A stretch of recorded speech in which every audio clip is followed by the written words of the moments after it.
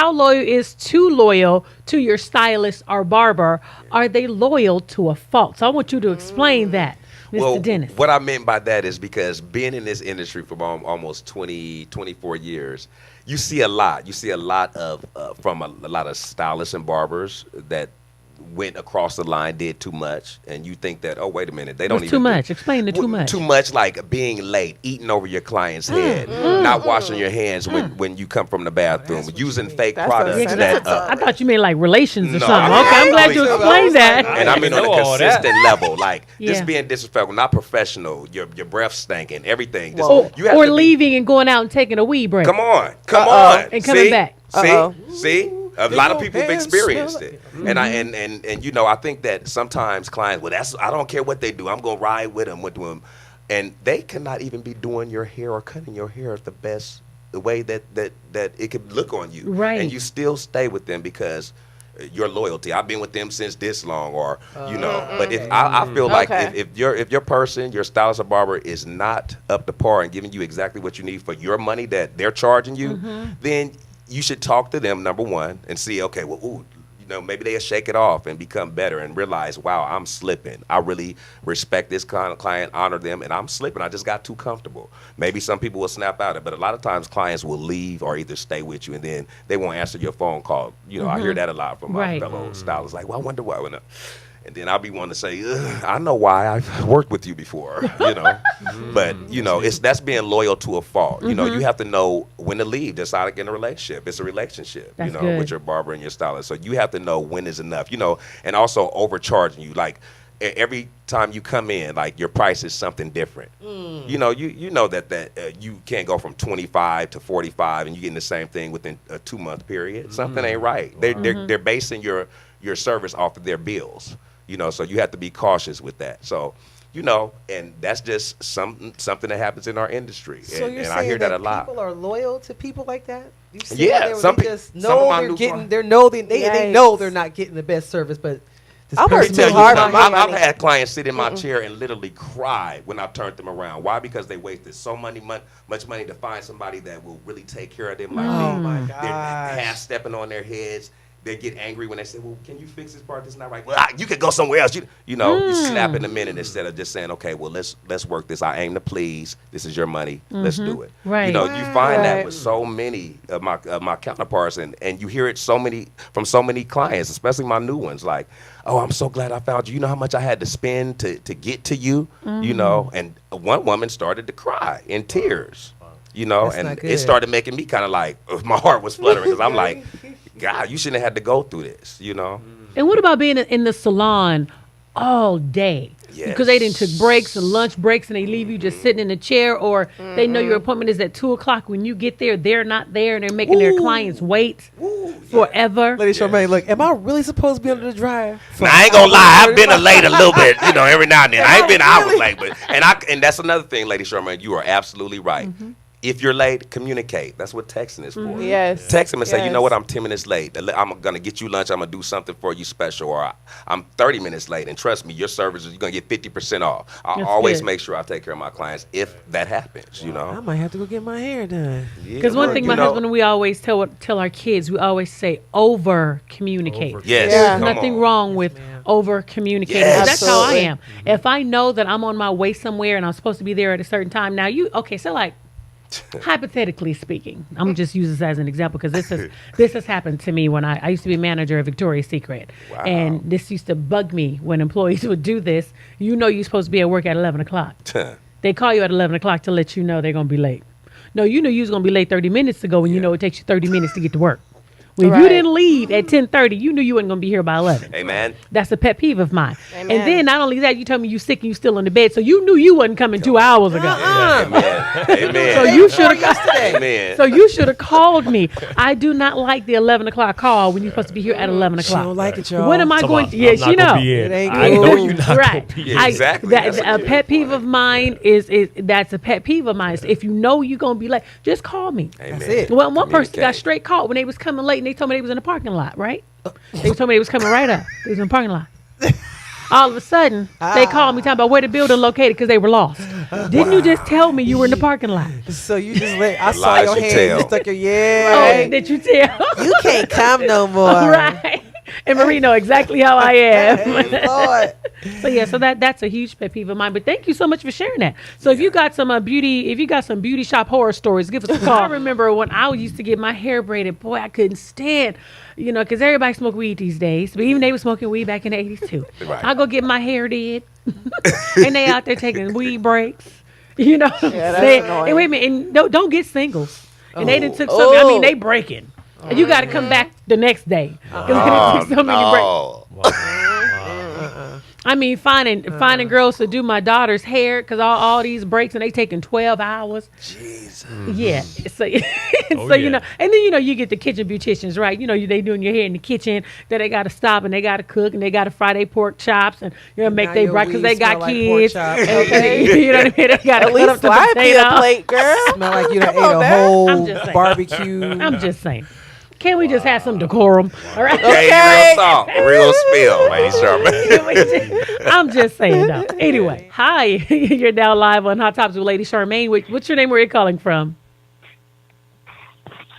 This is Michael McIlvain. I'm calling from Houston, Texas. Hey, Michael McIlvain, calling from Houston, Texas. How you doing? I'm doing great. Okay, because I had a situation. Well, I have a situation. I have a decent barber who's actually a female. She's very good.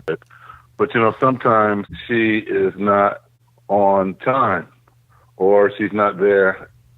Period. She doesn't show up. So, naturally, I go find somebody else. I always ask, is she coming? Is she going to be there? And they were like, well, she's usually here, but she ain't here right now. So I find the next guy. There's this young brother right next to her who does an excellent cut. And he does that extra thing. And my man who's a beautician barber brother will know this. He naturally just goes to my goatee and starts trimming it and making it look all sharp. He just does that. Okay. That's like old school barber shopping. Yep. And he don't even sit up there and charge you. If I ask her to do something like that, well, it's going to be $5. But I'm loyal because she does a good job. Okay. You know what I mean? Right. And so I go back the following week, she's there, but no goatee trim. And that's all I want to say. She don't hook you up like that. Sorry to get So the you're goatee loyal trim, to a Michael. fault, basically. Is that the question? You're loyal to a fault? I'm loyal to a fault because, and I think that boils down to tradition, too, with us as black folks, especially. It's just something ingrained in us about being loyal to our people, Because when I come to Sacramento, I have a specific brother I go to. Okay. And he does a great job. Okay. Well, thank you so much for calling in. Well, thank you for having me. You're welcome. And I'll talk to you later on. Bye-bye. And that's the one thing I was going to say. It's really hard when someone knows your hair and they know exactly how you like it, that you don't have to continue to tell them how to do your hair. Well, they know. So when you get out the chair, you're satisfied. You don't want to have to say, can you clip a little here, take a little off over here? That when you turn around in that mirror, you just fly. Yeah. Exactly. And especially with men, especially, if you have a certain haircut that you like, because my husband is picky like that. I am. I've left barbers because they just messed up. I just can't do it. They want to do too much or they don't do what I ask. And I understand his situation because it's tough. It's like when you are first walking into a barber shop, you have to look and really choose wisely. Because the person you choose, there's that unspoken loyalty that when you come back, you're going to get in that chair again. And other barbers kind of pick that up too. And in his situation, since he's been going to one chair for a while and he kind of flirted with another chair when she was gone, if he says, okay, I'm not going to go to you, I'm going to go to you, but they're in the same barber shop, that tension is there kind of like, okay, it just creates that. And so you got to choose wisely when you're in the shop. But I left barber shops and just so that's all real. it takes is one bad cut, That's and I'm it, like, yeah. okay, I'm cool. Well, I do that in the nail shop. Oh yeah, That's right. Right? Oh, yeah. If Ling Ling don't do them right, I go to the next person. I go to Ming Ling next to it. But this barber thing is kind of a serious thing. I mean, a barber feels cheated on. That's really how. Oh, they yeah. feel? Yeah, absolutely. yeah. That's real. Yeah, completely. And this like one, that's a real level. this one guy, he kind of got fell behind on the shop, and so he was doing it out of his house for a little bit. And he had me out on the porch one time, and I was like, "Okay, I'm not following you to the porch. Listen, let me know when you back in the building. I tried to support, but I just couldn't do that. I'm out there, people walking by, he doing the fade on my head. I'm like, okay. You sweating, everything dripping. It's like, no. But see, but no, that's what happened to women all the time in the beauty in the beauty salons. They got them windows, and you trying to get your weave in. That's true. Weave your hair up all in the window. You walk in looking like a chicken head. Yes. I need a private room. Okay. I need in the window. I like a transformation room. around. Yeah, exactly. They be like, I'm like, ain't nobody here. Come on in. Take me in the back. Take me in the back. I'll be back. Why they do it? You know, I'll be you back. want to Stay invest in the private room. I need a transformation room. Oh, Jesus As soon as you Christ. look at it, she's gonna be like, "Baby, you want to go to the back?" Okay. You gonna ask me if I want to go to the back, and I'm gonna say yes, please, because don't nobody need to know about this. Working with a Take me monster. to the back. Take me to the back. Well, yes. Because I'm tired. Y'all laughing. Derek, Okay. keep laughing, D, over there. Keep laughing. You might. Give me a little I might aneurysm. show up. I'm Oh my goodness. Keep laughing, Derek. I'm gonna That's show so- up. You gonna be that's like, so you gonna be back this true, week. She was not like, look, y'all. She was But for Like, real. hey, come on to the back. For real, take me to the back. You gonna put I your don't wrap have back much to on. bring. I don't have much to bring. Okay. But serious though, Derek, I'm so serious. Since you do hair, Yeah, I need to know, why do they always have women getting their hair done in a window on the That's sidewalk true. with people walking by? I'm guilty of it. And I'm guilty because we downtown, so the window is huge. And then I do black women, so they be like, and the white women, oh, what is that? Jesus, like, is that thread? Is he sawing your scalp? He's stabbing his scalp. Yeah, he's like, I never, and they'll stop and look, and then the black women, what you looking at there?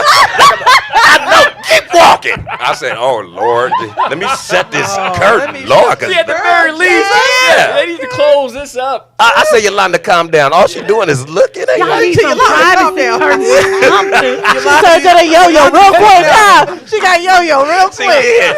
So I have to be careful with that. A lot of people don't care, but there's certain ones that Can't I do would, it. they Can't don't want do it. to. I You would can't care. do it. I care. Yeah. I don't like getting my hair done in no window.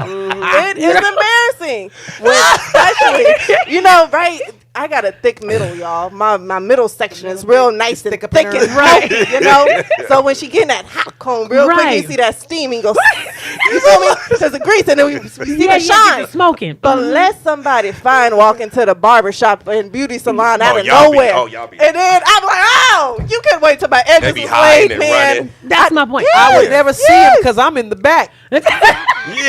I need my scalp to breathe. They be like, Derek, why you ain't tell me you was coming? I said, y'all ain't tripping off me. They like, but you doing my hair, And see, Derek, and that's what I do not like about those barber and beauty salons Yeah, together. yeah. Because you don't want that fine dude seeing you get your your butter whip, seeing your little kitchen in the back all Yeah. curled up. Yeah, you that's true. don't. Yeah. I'll be from the Y'all back yelling, trip off that. is he I fine? know. Is he fine? Y'all trip off that. Is he real hard. cute? Just tell me. That's just me, y'all. Let me give you my Instagram. That way you can So see you what can I answer really the look questions like. for me. Why y'all got women doing their hair out in the window?